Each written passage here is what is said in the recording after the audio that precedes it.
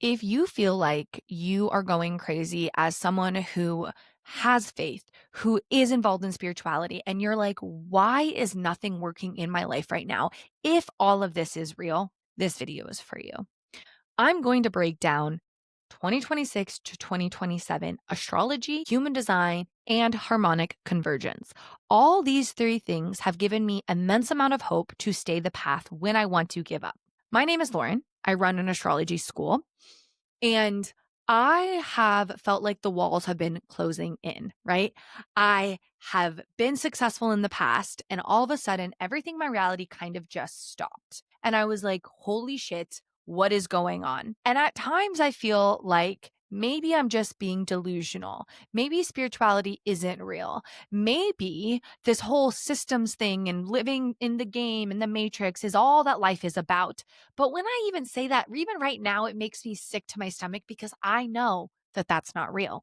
Because for the last 5 years, I have been tracking these outer planets in astrology, and they have given me a clear sign that astrology is real and things are changing down on Earth. And I'm going to explain to you why. So again, buckle on up for this video because we are diving freaking deep. So how this video is going to go is I'm going to tell you some things I'm noticing within my students' charts and transits. There's a pattern here. Then we're going to go into the outer planets because you know me, I love to talk about the outer planets. I could talk about them forever and ever and ever. And then we're going to talk about them for what it means for you in your birth chart, but then what it means for the collective right here and now. Then we're going to move on to human design. Human design is very interesting because it really specifically breaks down things that is coming for us in 2027, which might feel like it's a long time away, but really it's only in what, like 300 and freaking 90 days or something like that, which not that long. And then we're again going to go over the harmonic convergence. And if you don't know what that is, it started back in the 80s and it goes to 2027. Again, 2027, the year of great change. If you look at Dolores Cannon, she said the same thing. If you look at Nostradamus, he predicted the same thing around this would be the last time of the last president. So many people from ancient times, the law of one predicted the same thing. Like whether you believe in aliens, whether you believe in channeling, whether you believe in philosophy, everyone predicted this moment in history is the moment. And this is why we might feel crazy because we are actively in this new realm. We are actively using a new perception, a new consciousness, 5D consciousness, again, whatever you want to call it, but we still live very much in the 3D, very much in the systems, very much in duality. And that's not going to go anywhere. What's going to happen is more and more people are going to be in this new perception and the world shifts. But it's going to take time. And that is why it feels like maybe you're dying. Because I literally sometimes feel like I am breaking on the inside. And I'm not exaggerating. So let's get into this. First off, like I said, am noticing a pattern for 2026, 2027 astrology, okay? And I'm noticing it in specific students' birth charts timing readings that I do. So if you want one of these, I am giving 30 people $100 timing and transit readings. They're going to be 30 minutes long. We're going to meet one-on-one and we're going to consult. These are for people who want to be or who are on a spiritual entrepreneurship journey.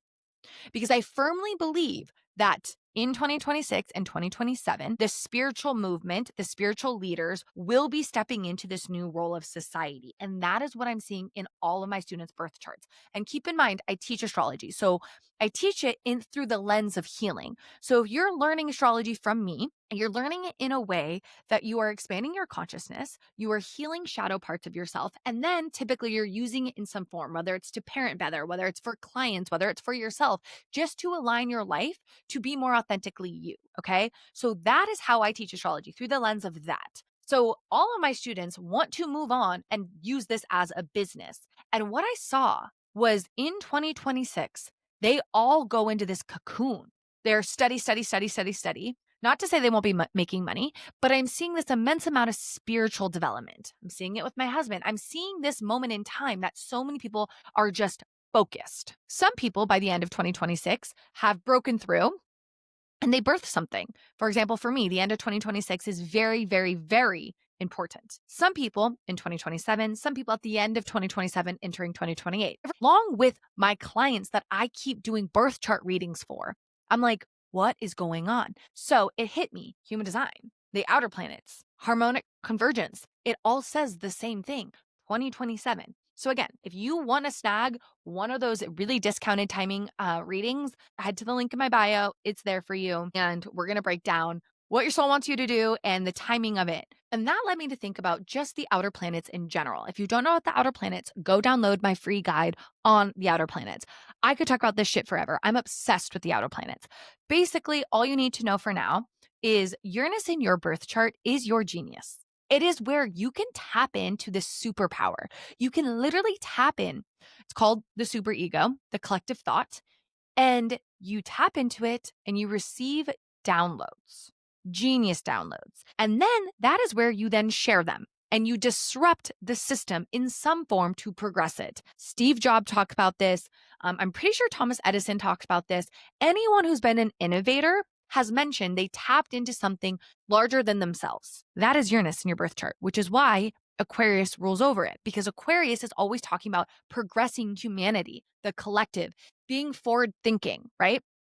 So check your birth chart. Where is it? That's where you have genius. That's where you want to disrupt. That is where you're here to help collective look at things differently and be unique. And again, my freebie says this, so download it. Neptune. Neptune is the part of your birth chart that reminds you that you are a spiritual being, okay? And having a Neptune in Capricorn that I have, I think is why sometimes I feel so restricted by the system and I just want to almost default back into the patriarchy, back into capitalism.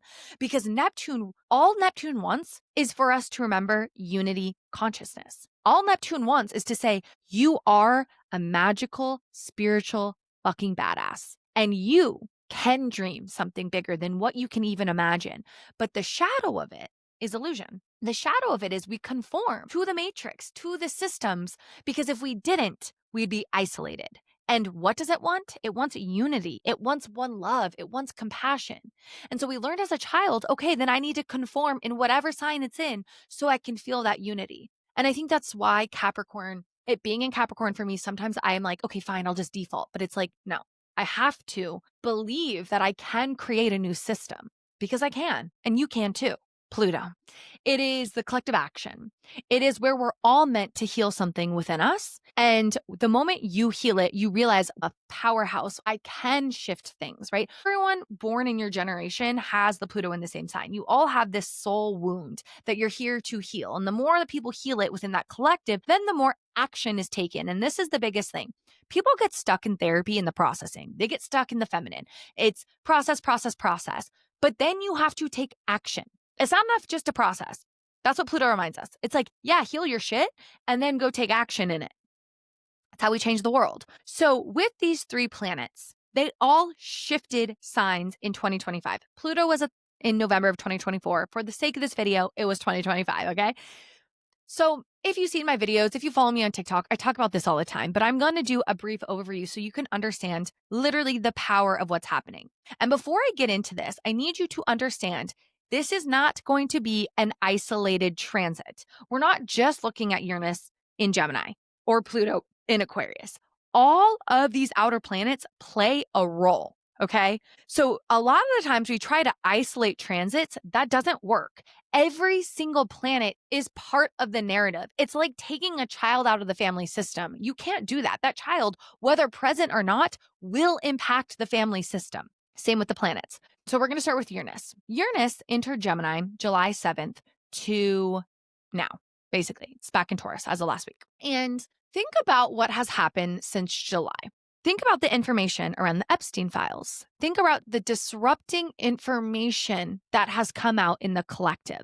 Think about the riots that have ensued across the world. Think about how literal Gen Z has gotten to re-elect a new parliament leader. Think about France. Think about all the countries that are saying enough, no more. Okay, that has all happened from July 7th to now. That is part of Uranus being in Gemini. However, again, it's not just isolated. What else is going on? Pluto in Aquarius. So before we get to that, I need to also highlight Uranus in Gemini. Uranus is disrupting things. Uranus wants to destabilize things. And it destabilizes it so we can have aha moments, so that we can tap in to something bigger than our linear minds. Uranus, when something happens, then you think about it and you go, wait, and you connect the dots. So Uranus is in the sign of Gemini. Gemini, the energy of Gemini is very linear. It's very logical. Uranus doesn't want that. Uranus is like, fuck your logic. Whatever you learned is actually not real. And I'm going to show you why. Cue in the Three-Eye Atlas. That's the best example I can give. Three-Eye Atlas came into our consciousness the week that Uranus moved into Gemini. All of what's going on with Three-Eye Atlas is defying science as we know it. What is Three-Eye Atlas? No one fucking knows. It is literally a comet, it's a meteor, or whatever you want to call it, coming from another universe. And scientists keep saying like, oh, that shouldn't be happening. That shouldn't be happening. That shouldn't be happening. Yeah, because we actually don't know anything about the universe, right? We only know what we know. And it puts us in boxes. That's very Gemini. And Uranus is like, just let's disrupt that, okay? Now, we're getting a pause on that. We're getting a breath of fresh air as Uranus goes back into Taurus from now to April of 2026. Why is this important? Well, Taurus, the archetype of Taurus, rules over Mother Earth. And because it rules over Mother Earth, it rules over our resources. And because it rules over our resources, it rules over the like our money, right? Things are being disrupted. The week that Uranus moved back into Taurus, SNAP benefits in America, literally our government is trying to starve people. Why they throw a Great Gatsby party. We are in the Hunger Games. This perceived form of scarcity will disrupt the way we think. So how I'm seeing it is, even though it's very real, even though not everyone, a lot of people are struggling financially right now, that is real. The struggle is going to dismantle and disrupt the ecosystems that we've all been living in. Right? So it'll be interesting to see how that progresses. People are saying that the AI bubble is about to pop, that it's actually not as profitable as people thought. People are talking about how, because of the government shutdown, a lot of loans couldn't get paid back. So then, right, the banks got a loan from the Federal Reserve. Like the bubble, everything is about to pop because everyone keeps getting laid off. And if you're laid off, you don't have money for student loans. You don't have money for your car payment. You don't have money for your mortgages. So what's going to happen when all these people are being laid off? The bubble's going to pop. So I believe that the bubble is likely going to pop between now and April. Okay. So not to fearmonger, because again, that disruption is going to create the change. You'll see later in this video. Moving on, because Uranus is not functioning solo. It's not like nothing is disrupting Uranus. Pluto, the planet of transformation, the planet of death, death to the old, death to the shadow, is literally trining, aka it is speaking positively to Uranus. It's saying, hey, bud, I want to support you. I'm going to support you on disrupting this information. And I'm going to reveal the shadow of everything that's been going on in the collective. Right. Okay. So let's think about it. And this is important. 2012 is important. We'll come back to 2012. But in 2008, the financial, real estate issue crashed. The economy crashed. That's when Pluto entered Capricorn, right? Through this entire transit of Pluto being in Capricorn, extreme wealth, hierarchies, systems functioned from a place of power manipulation. The rich got wealthier, and the gap of the 1% and the rest got so stark that we are now feeling it without a shadow of a doubt. No one can argue that anymore. And they're not even trying to hide that shit, right? They're flaunting it. That was the point of Pluto in Capricorn. Why? Because Pluto in Capricorn, it was the collective programming around that archetype so that then it can disrupt that archetype.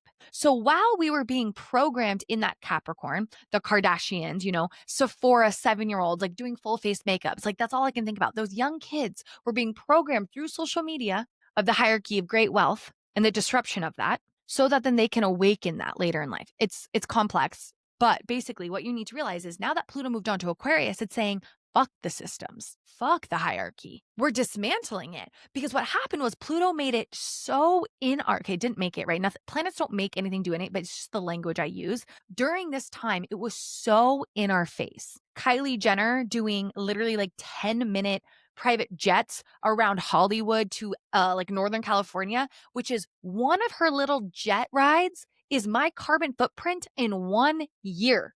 These celebrities are flaunting their money and killing the earth. And it was so fucking clear. And it continues to be so fucking clear, whether it's in politics, whether it's around the world, of who's running the show, that you can't ignore it anymore. That's what Pluto does. Pluto makes the small things big and the big things small, so you can't ignore it. So that was Pluto and Cap, right? And you'll saw it, the destruction of capitalism, this destruction of patriarchy, but it didn't quite fall during that transit because it made us aware of the transit. Now it's in Aquarius. Now it's the time that we work on the falling of this, okay? And so this is where we're rebuilding what needs to come down. That is what Aquarius, because every planet builds. So every sign builds on each other. So we're now in the Pluto and Aquarius. We are disrupting the hierarchy. We're disrupting the systems. Human design plays a part in this as well. So we can rebuild for the collective.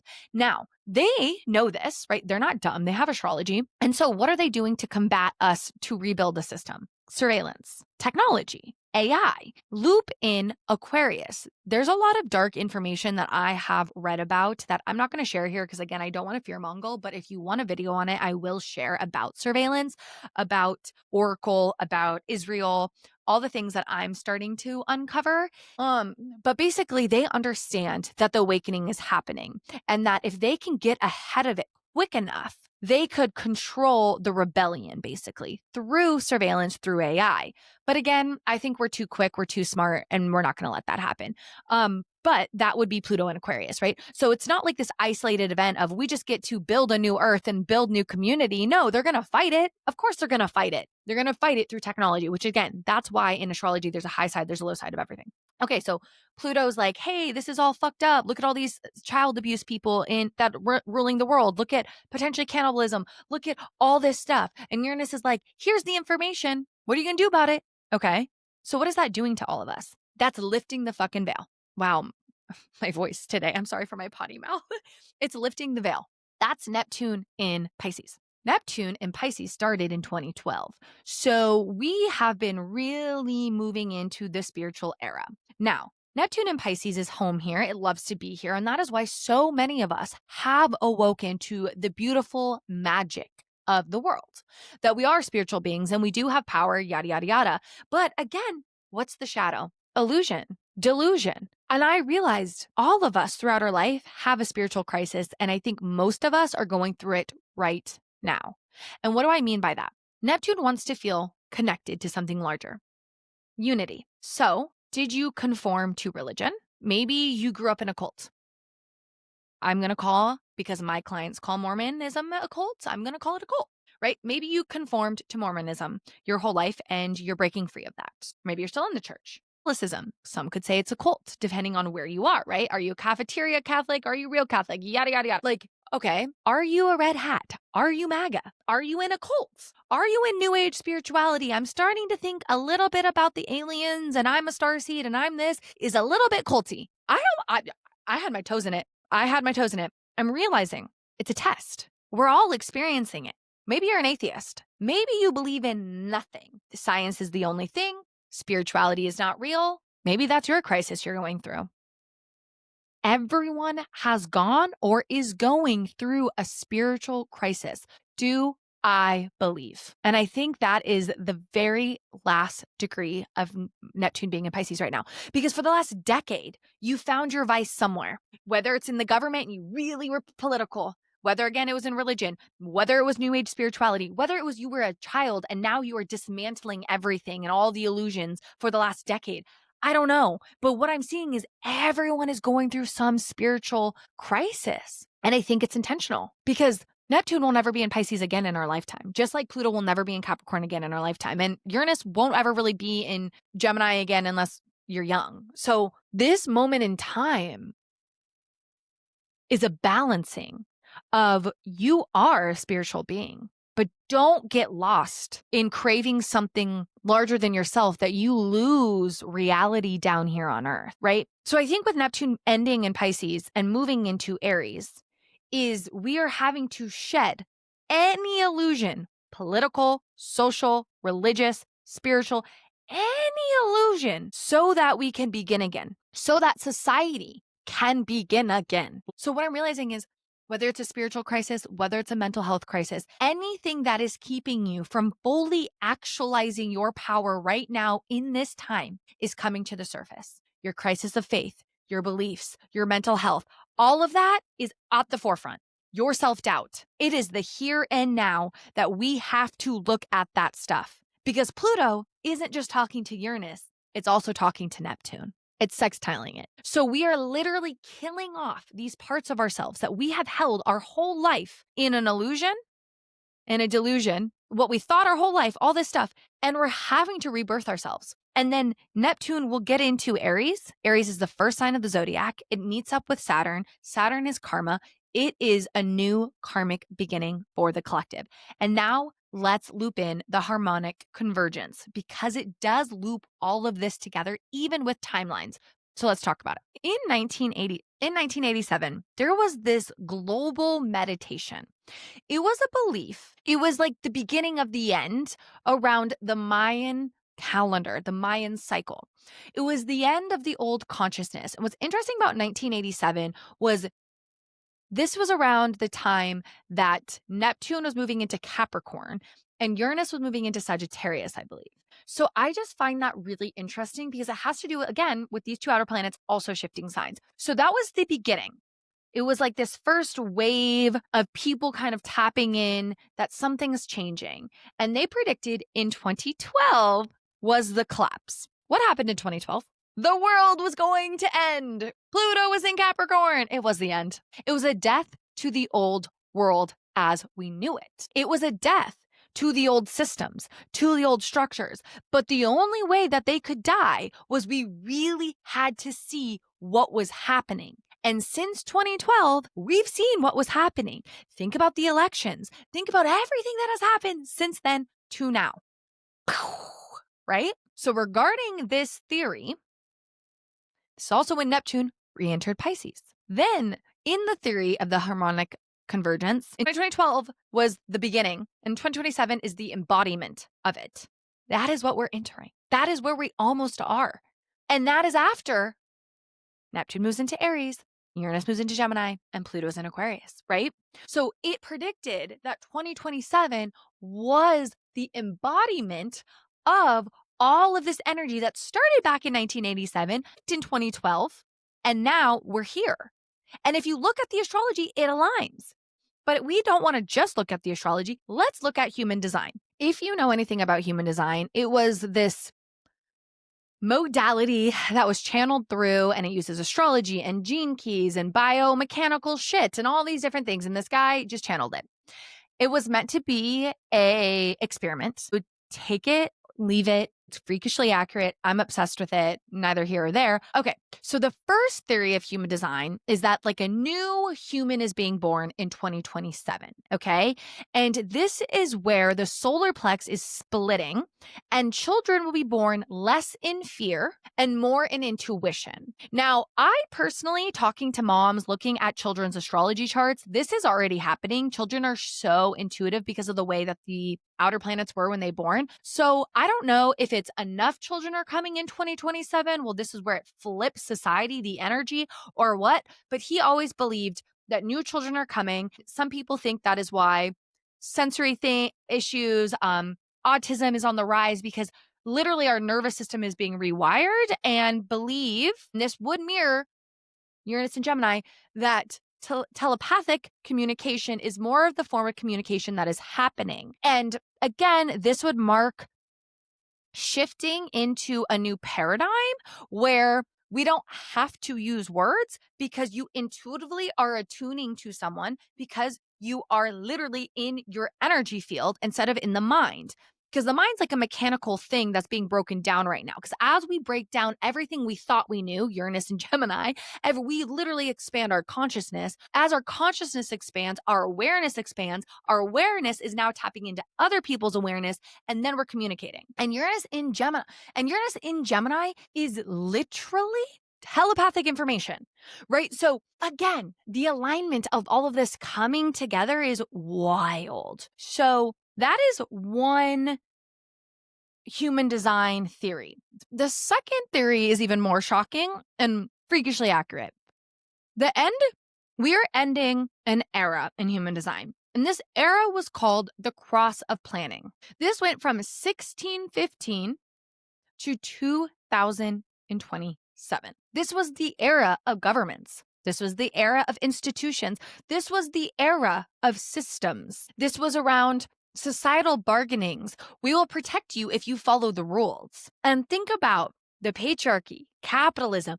All of this was born within those systems. This was the beginning of colonization. This was the beginning of people decentering women, making God a man, decentering women, suppressing our body, suppressing our creation, suppressing these ancient tribal wisdoms to center men, to center control, to center who comes into this world and how they come into this world and what they think and what they know. So that is the end. We're ending that era and we are moving into the era of the sleeping phoenix, which goes from 2027 to 24038.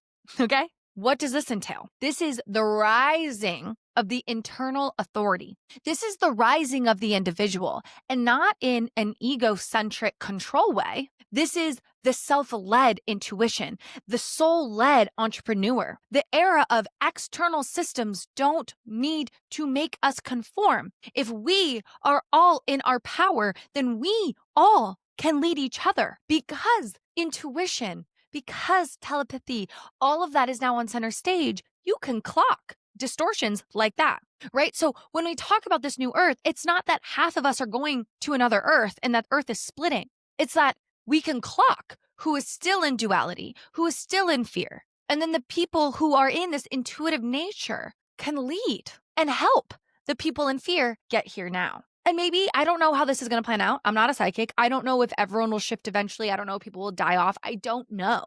But I can say through all of this, through our identity shifts right now, our identity breakdowns, our crises, the global crises, relationship shifts, nervous system recalibrations, everything that is happening right now is explained in what I just shared. And so to loop it back to what we were talking about, are you going crazy? No. But it can feel like that because we're not fully in the new energy yet. We are still in the death, period. And the current astrology, like today on November 17th, astrology shares that with everything retrograding, Saturn retrograding, Neptune retrograding in Pisces. Again, how much do you trust? What is your faith? That is what we need to focus there. Jupiter, the planet of faith, retrograding in Cancer. How much can you regulate your nervous system around how much you believe? Mercury, retrograding in Sagittarius. Jupiter rules Sag.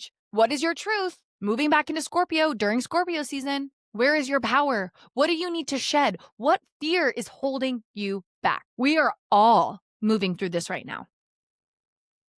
It is powerful energy. It is scary at times because we don't know what's coming. You're not supposed to know what's coming because that's the test of true faith. I'm in it with you guys. Truly, I am in it. But I just keep coming back to this information. And this has been studied. Plato studied astrology.